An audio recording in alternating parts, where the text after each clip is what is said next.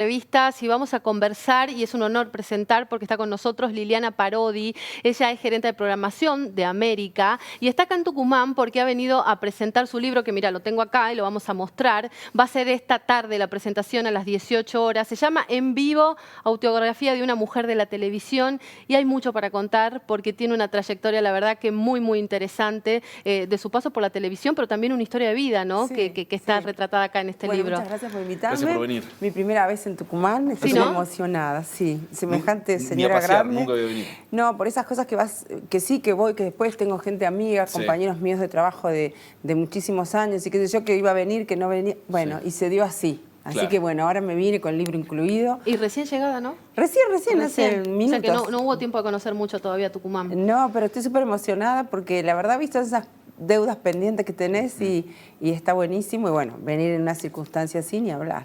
Bueno, este libro que se presenta esta tarde y se va a presentar en la UNSTA, Caro, si no me equivoco. Exacto, Este es se puede decir, un resumen de una trayectoria muy larga en televisión, pero también, como decía Carolina, de una experiencia que surge de mucho antes y que es una construcción personal, ¿no? De ir creciendo, avanzando. ¿Cómo surge la idea de hacerlo y qué es lo que se quiere transmitir? Eso es lo que me parece que al final de todo lo que sucedió, digo, me parece contarlo porque Eliseo Álvarez, que era mi primer jefe en América, yo llevo 30 años en el grupo, un día me vino hace un par de años a decir que él trabaja también para la Editorial Planeta y estaban proyectando una serie de libros con distintas temáticas, el arte, con Milo Lockett, otros más, y conmigo querían hacer algo sobre la televisión.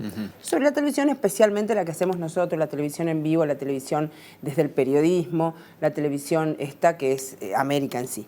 Bueno, claro, cómo no. Entonces venimos a grabar una serie de charlas, él conmigo, acerca de lo que era la materia de la televisión. Pero cuando empezamos a hacer las charlas, la primera pregunta que él me hace es: ¿a qué le tenés miedo? Bueno, pues arrancás. Y él repregunta y repregunta. Entonces, todo el trayecto de esas charlas, de esas primeras charlas, eran sobre la vida de una persona, una niña, una adolescente, una joven, una mujer que fue transitando en este país con distintas características y familiares, etc. Bueno, también hablamos de la televisión y demás.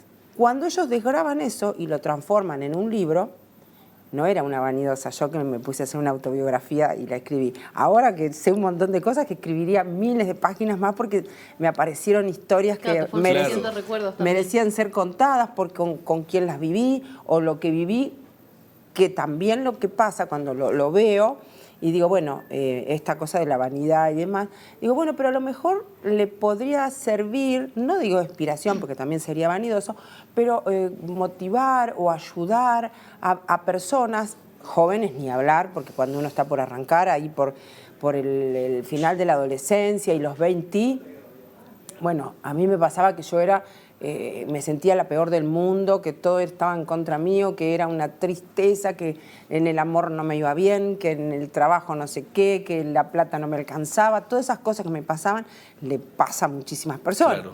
Pero también después pensé, y a lo mejor a veces cuando uno también está cerrando un ciclo porque se divorcia, porque te echaron de un trabajo, o sea, sos adulto ya y bastante grande, y también hay que pensar que tenemos que arrancar de nuevo y que todo es posible y que la vida está ahí para ser vivida y que somos únicos en el mundo, cada uno de nosotros, e irrepetibles.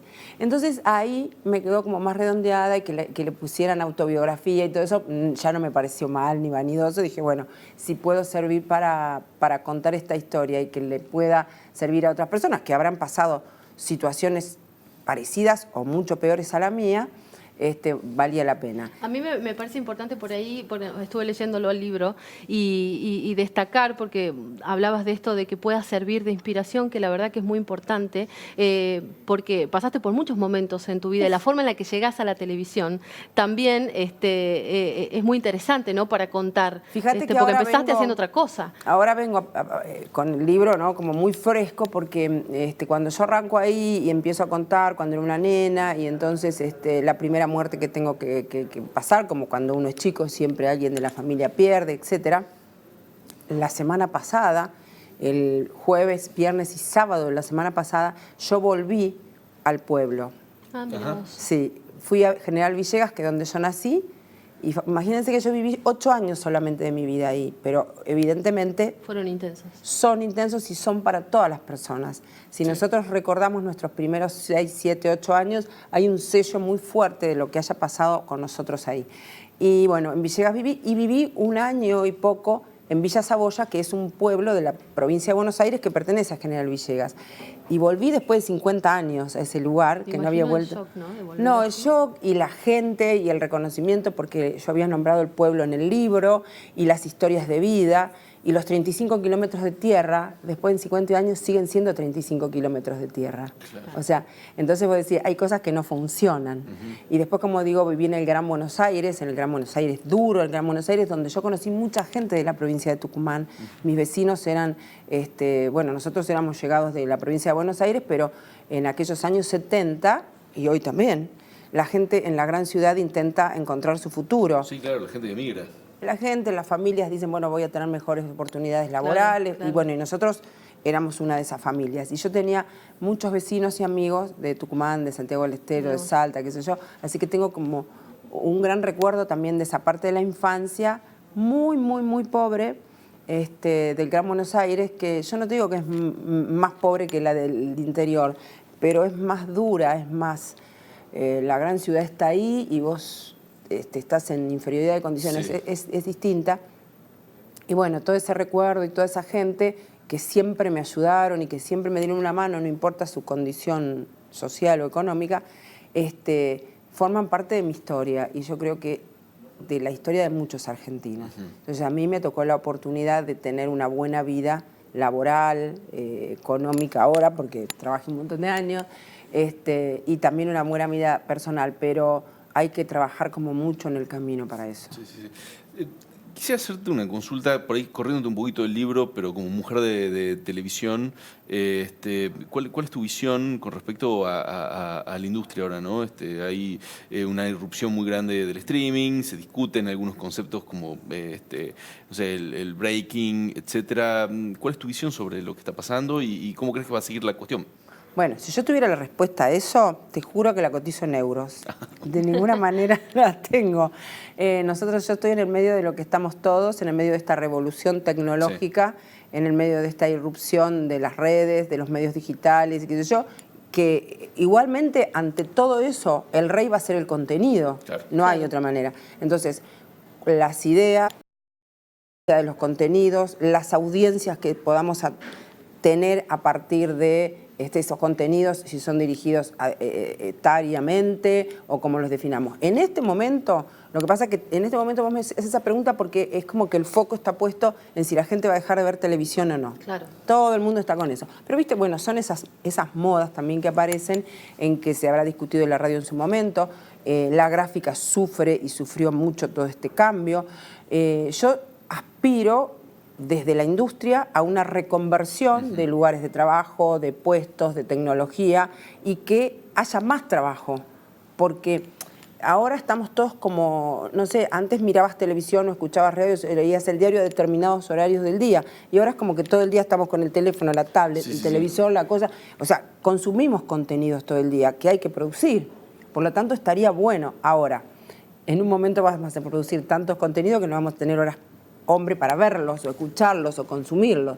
Hasta ahora sí. Entonces, antes vos te sentabas a ver tu teleteatro y ahora a cualquier hora del día te ves 42 series que tienen una producción increíble que vos decís... ¿Y para vos cómo ve tele hoy? O sea, ¿cuál es la lógica del público, ¿no? A la hora de elegir productos de televisión? O sea, ¿cómo la ve a la tele? ¿Cómo la encuadra en su rutina diaria? Porque decías recién esto de... Sí, antes te sentabas, elegías tu programa, claro. Ficción quizá. Tal horario, era como una cosa más organizada y ahora con toda la vorágine... es como que no está organizada, pero vos pensás que también hace muchos años, ustedes son jóvenes, no mirábamos tele a la mañana. La mañana era de la radio, claro. No existía ni siquiera el tema noticias a la mañana. Bueno, todo eso también se fueron ganando espacios que ganó la tele. Ahora, esos espacios de noticias que ganó la tele de aire, por ejemplo, cuando nosotros en los 90 hacíamos La Mañana, inclusive aquella mañana que hacíamos con Georgina Barbarosa y Carmen Barbieri, que eran unos magazines muy divertidos, después ganó los canales de noticias. Entonces siempre alguien va tomando una parte. Cuando yo era joven y chica había muchos programas infantiles en la tele, porque la tele, digamos, tenía que cubrir los horarios y toda la familia. Entonces era el horario de los chicos, el horario del almuerzo tal cosa, las noticias cuando llegaban los padres o el padre de la familia de trabajar y se enteraba en ese noticiero lo que había pasado en el mundo y en el país. Hoy no es necesario eso. Entonces los canales infantiles se llevaron la parte de los niños. Hoy digamos que el streaming te llevó un poco la ficción, aunque todavía seguimos. Entonces es un reacomodamiento y también está un poco, digamos, desordenada la forma nuestra de ver. Nuestra porque somos todos televidentes, claro. digamos. Y en cuanto a contenido, ¿no? Que vos decías lo que tiene que mandar es el contenido. Vemos que muchos de los programas hoy, inclusive por ahí algunos magazine que comenzaron siendo magazine en horarios como la siesta, por ejemplo, tienen mucho contenido de actualidad, de política, o sea... Claro, porque el productor va buscando, el minuto a minuto te va llevando. Ustedes saben que esto...